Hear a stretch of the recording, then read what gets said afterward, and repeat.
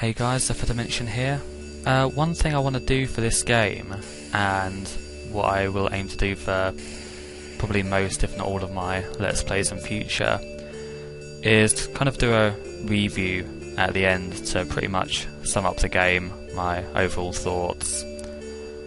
I know a lot of Let's Players kind of do that at the end of their game playthrough, normally while the credits are rolling, but I kind of want to go into a bit more depth than is usual.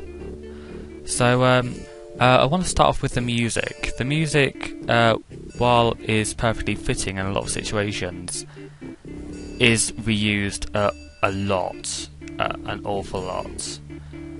I don't know how many tracks there are in total, but you seem to hear the same, maybe 5 more than all the others. Even the main theme of the game doesn't seem that prominent in the game, which is a bit strange. For the most part, if you've watched the Let's Play itself, you'll know this.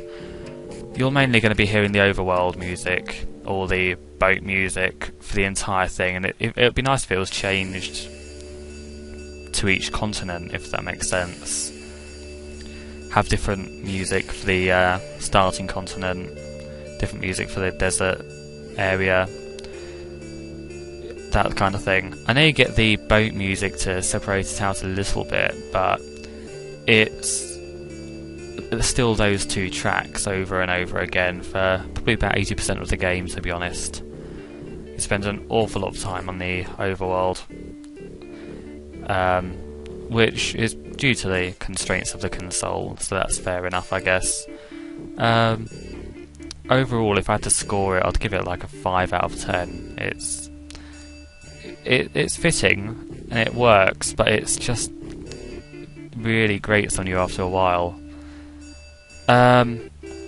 Next, I want to go over the graphics, which is probably a little bit hard to judge by today's standards. Well, that's definitely the case. Definitely unfair to judge. But it sacrifices the graphics in a lot of places, which I understand that because it's such a huge game.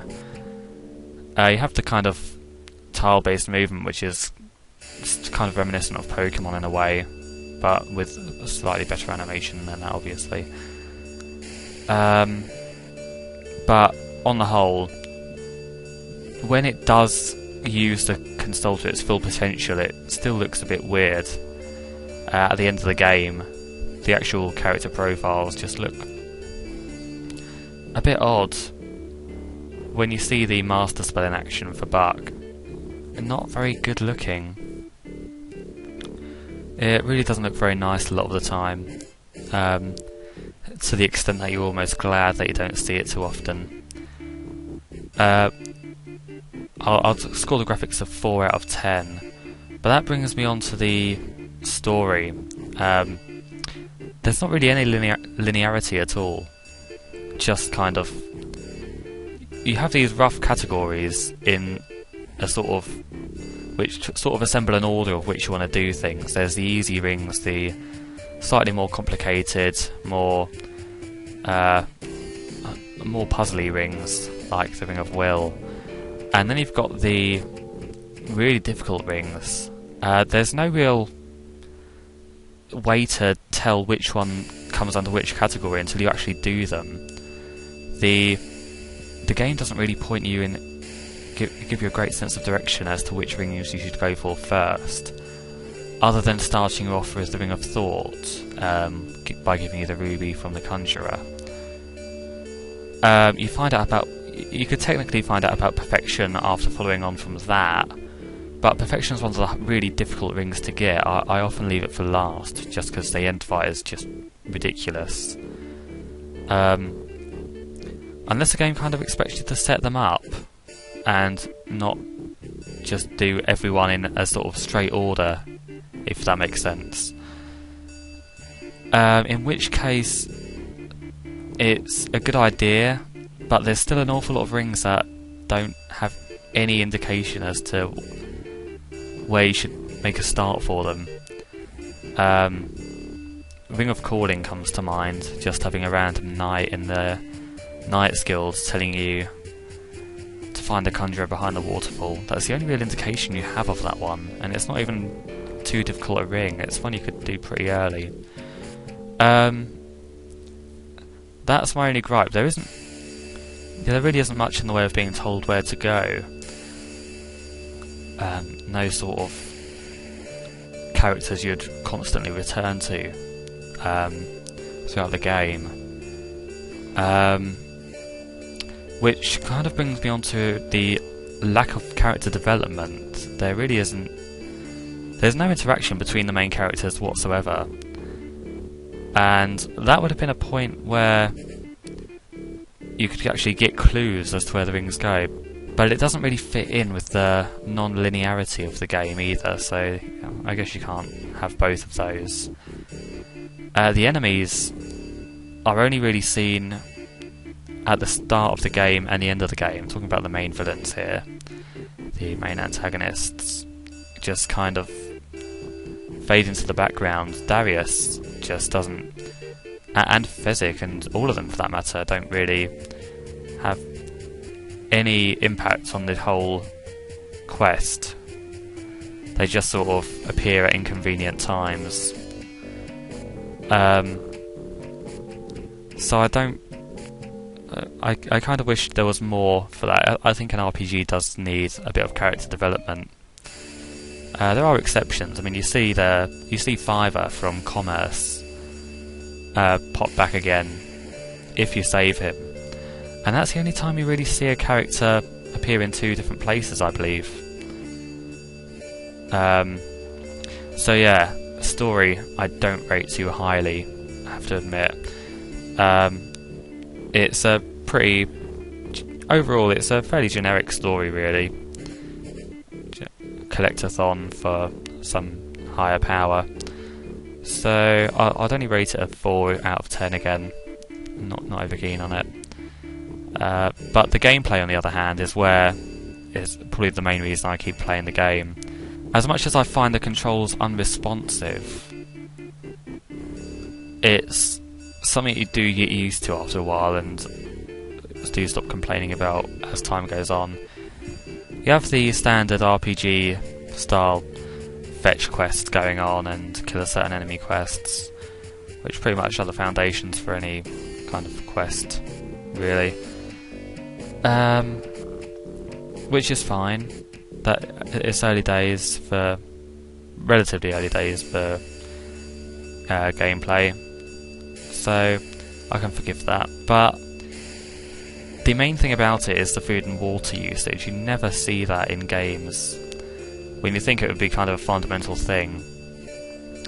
There's very few games, I can't actually think of any offhand, but I'm sure there must be some, where you have to regularly use food and water.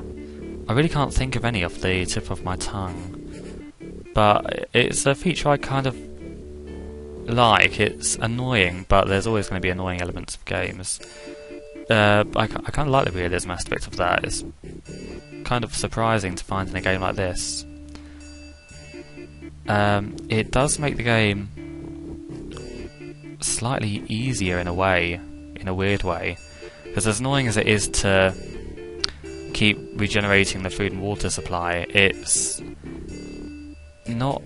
It really does benefit you, because you just pretty much get constant healing going on as you travel. And even if you don't have any, you can just remember to camp every now and then, a few times in a row, and you'll heal anyway. So it's not a terrible feature. One that would have to be done better in games these days, obviously. But I like the way they did it. 9 out of 10 for the overall gameplay, mainly coming down to the battle system, which I think deserves its own separate category. The battle system I actually really like.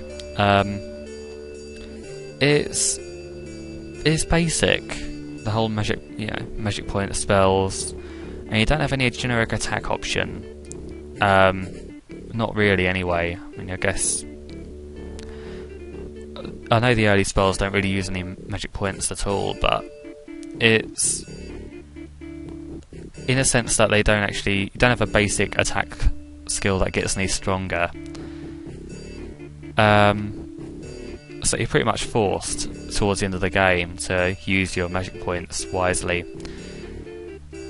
I like the idea of the tactics that they try to include, having aggressive, hold, wary, and berserk. I think is that. Oh, no, it's advanced, not aggressive. Those options, anyway. It's a shame that when you get to a certain point, you don't need them at all, and that point comes really early on. Even in the early stage of the game, you can pretty much go through the entire game without even knowing they exist, if you're lucky. Just have to get lucky on a few fights and you're set. I don't think, towards the end, I very rarely used them unless I was doing something in particular that required it, or would have made it a lot easier. But on the whole, I really like the battle system. It's not particularly tedious, as are most battle systems of this kind of generation of console. I'm talking about the modern day. I know I keep comparing this game to modern day stuff, but it's nice to have a battle system that you don't groan every time you run into a battle. I know I did for the entire Let's Play, but not because the battle system was tedious, because it was just a bit annoying. I give the battle system an 8 out of 10 altogether. In terms of replayability, you can play this game over and over again. I could anyway, because it's just there's so much going on in it. It's strange for a RPG without any kind of side quests or personal challenges. You can't really set any personal challenges in the game, really, apart from, say, complete the game with Buck alone, but I don't think that'd be possible. Or just stick to spells below like level 5 or something. Things like that would make it. But apart from that, you can't really set your own challenges. So it's surprising that I find this game really replayable, because you're pretty much just playing it. There's no variation at all. It's typical, straight. It's kind of like there's no variation, but there is, in a way. The only thing you can change really is the order of which you get the rings, but however you go about it, you're going to have the same dialogue, the same items to find, they're going to be in the same place. And yet, there's so much in it that you can kind of forget a lot of it in such a quick space of time, and it'll just still be just as fun. It is very replayable, surprisingly. So on the whole, I actually rate the game quite highly. I know I'm almost biased in a way because I've grown up with it, but as I pointed out, there are reasons I like it. So on the whole, I'd give it a 7 out of 10. Probably my favourite game on this console, if not one of my top 5 at the very least. Definitely one I will probably still play over and over again, even after all that I've done with regards to the LP. So definitely a game I rate highly on the whole. One that a lot of work in recording and editing and all that hasn't made me like any less. It's definitely one I'd recommend trying at the very least. It's not a particularly long game either, if you know what you're doing. So that's that. 7 out of 10, really great game. Hope you'll tune in for whatever Let's Plays I decide to do next.